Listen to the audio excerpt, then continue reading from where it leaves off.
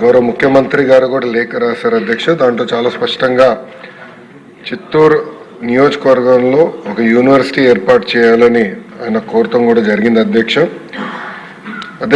వాస్తవంగా జిల్లా విభజన తర్వాత ఇప్పుడున్న చిత్తూరు జిల్లాలో ఒక ప్రభుత్వం పరంగా ఒక ద్రవిడియన్ యూనివర్సిటీ ఉంది, ప్రైవేట్ యూనివర్సిటీలో ఒక అపోలో యూనివర్సిటీ మాత్రమే ఉంది అధ్యక్ష.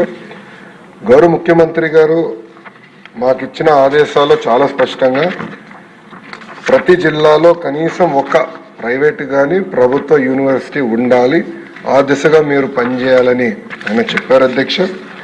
జగన్ గారు చెప్పినట్లు ద్రవిడియన్ యూనివర్సిటీ అనేది మోర్ లాంగ్వేజ్ స్పెసిఫిక్గా యూనివర్సిటీ, ద్రవిడియన్ భాష గురించి ఏర్పాటు చేసిన యూనివర్సిటీ కనుక వేరే రకంగా యూనివర్సిటీ ఏర్పాటు చేయాలి చిత్తూరు జిల్లాలో కోరారు.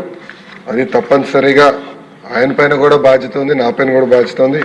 ఇద్దరు కలిసికట్టుగా ఒక యూనివర్సిటీ ఏర్పాటు చేయించే దిశగా పనిచేస్తామని గౌరవ సభ్యులు కూడా నేను తెలియజేస్తున్నాను అధ్యక్ష.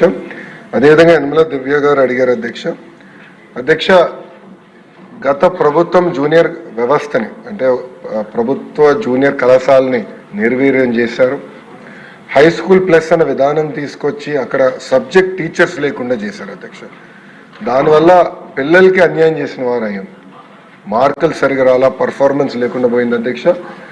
కూటమి అంటే ప్రజా ప్రభుత్వం వచ్చిన తర్వాత అది మొత్తం ప్రక్షాళన చేశాం, కరికులం ఇంప్రూవ్ చేశాం, జూనియర్ కళాశాలని బలోపేతం చేశాం అధ్యక్ష. ఈరోజు నేను గర్వంగా చెప్తున్నాను అధ్యక్ష, సుమారుగా 40% ఇంప్రూవ్మెంట్ తీసుకొచ్చావు అధ్యక్ష అడ్మిషన్స్లో ప్రభుత్వ జూనియర్ కళాశాల.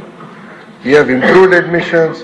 అక్కడ మేము మధ్యాహ్న భోజనం ఏర్పాటు చేసాం, ఉచితంగా పుస్తకాలు ఇస్తున్నాం, కంపిటేటివ్ ఎగ్జామ్స్కి కావాల్సిన మెటీరియల్ కూడా ఈరోజు ప్రభుత్వ జూనియర్ కళాశాలలో మేము అందిస్తున్నాం అధ్యక్ష. మా లక్ష్యం ఒకటే, ప్రైవేట్ కళాశాలతో ధీటుగా ప్రభుత్వ జూనియర్ కళాశాల మేము తీర్చిదిద్దుతాం. కంటెంట్ తయారు చేసాం, డిజిటల్ కంటెంట్ తయారు చేసాం, పర్ఫార్మెన్స్ ఎవ్రీ వీక్స్ కూడా పోటీ పరీక్షలకి ప్రిపేర్ చేసే విధంగా ఎగ్జామ్స్ నిర్వహిస్తున్నాం. దానికి కావాల్సిన టెక్నాలజీ ఇవాల్యుయేషన్ కూడా చేస్తున్నాం అధ్యక్ష. అది ఒక భాగం. రెండోది యనమల దివ్య గారు కోరినట్టు అధ్యక్ష,